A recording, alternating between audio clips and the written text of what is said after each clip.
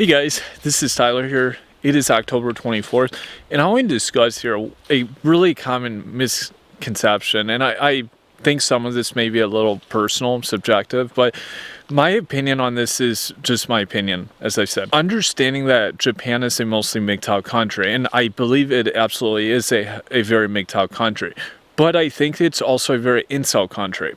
And I don't mean incel in a pejorative manner. I mean this in the sense that many men in Japan just simply don't pursue relationships. Because I've seen recently that MGTOW is big in Japan.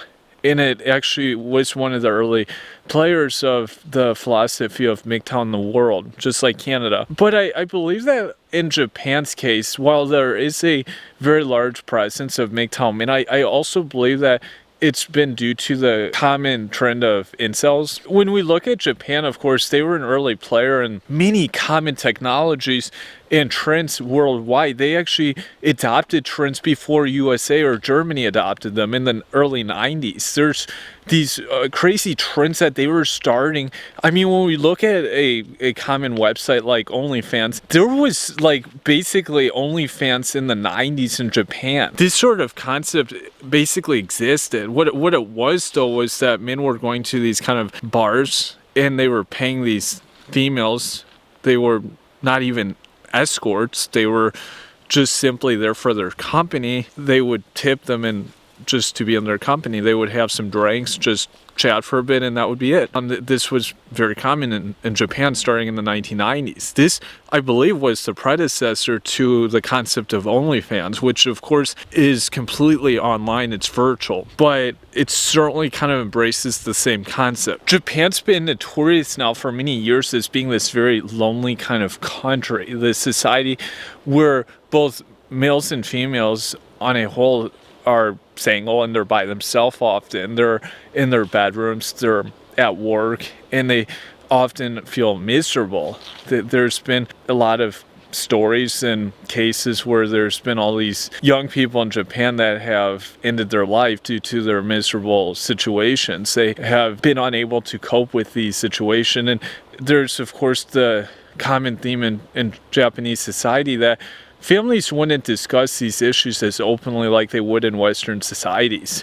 These issues, these emotional and psychological problems often just kind of get swept under the rug. That's very common in Japanese culture. They wouldn't talk about these problems. Maybe more recently this has changed, which is very good, but it probably still exists. It of course is becoming more acceptable, but is still not as widely accepted like in Western countries to discuss these problems openly. One thing though that strikes me about Japan, why I believe that it's more incel than MGTOW, is the fact that the Japanese men are not really that proactively engaged in dating like they are in Western countries, and many of them haven't really had a lot of prior experiences with relationships, and certainly not with marriage, just like in Western countries. Even the older generation of Japanese men, guys that were like late generation X and early generation Y, many of these men, of course, were what would be now considered either MGTOW or incel. When I read stories about these men, some of them were, of course, in relationships, but even like in the 1990s,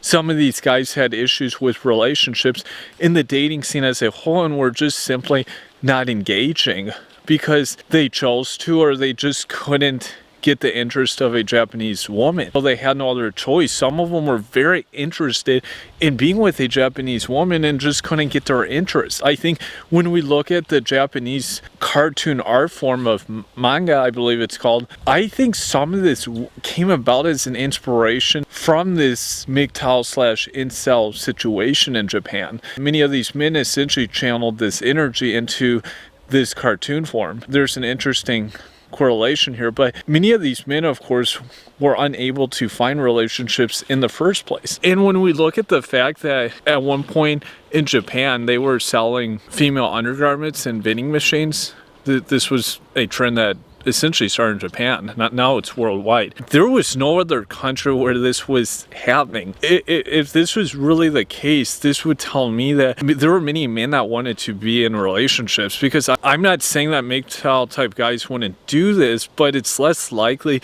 that men would be paying for these kind of goods if they were stepping away from relationships, because they probably would be able to attain a relationship and wouldn't be as interested in these kind of items for entertainment. They were truly stepping away from the lifestyle. The men were, of course, paying for these types of clothing items, and they certainly were paying these women in bars and other clubs for just their time to just speak to them. And then when the online technology came into play in the early 2000s, they were, of course, starting to meet females online and paying them via different services. And this was a huge trend in Japan. Typically, men who are MGTOW wouldn't pay for these kind of services as prevalently, especially if they weren't receiving anything. That's the key here. Is the fact that guys who are not receiving something in return typically would not be paying for it. And I think when you look at like an incel, these guys, they want something, but they just simply cannot get it. Whereas MGTOW guys may be able to get something, but they're not interested in it. They don't care, and they just do their own thing.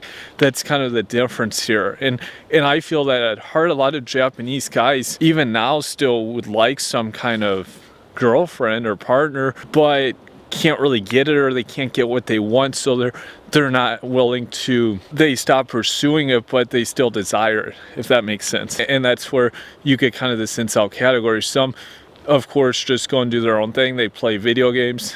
They perhaps go to their friend's home, and then some, of course, commit acts of rage, which can end disastrously. But this is typically what you see from this incel category. One other interesting thing I will say about the incels compared to MGTOWs is that, in my observation and experience, typically MGTOW guys would go to another country if they were desiring something they couldn't get. They would just put their feet into action and go move to that country or do something. Whereas incels typically don't make a move. They just remain in the country they're in, and they just boil with anger and rage. We, of course, saw this with Elliot Rodgers and what this eventually amounted to. And when you look at Japan, a lot of men, of course, prefer just remaining in Japan long term. They don't want to move to another country. Japan is very close, obviously, to some Southeast Asian countries.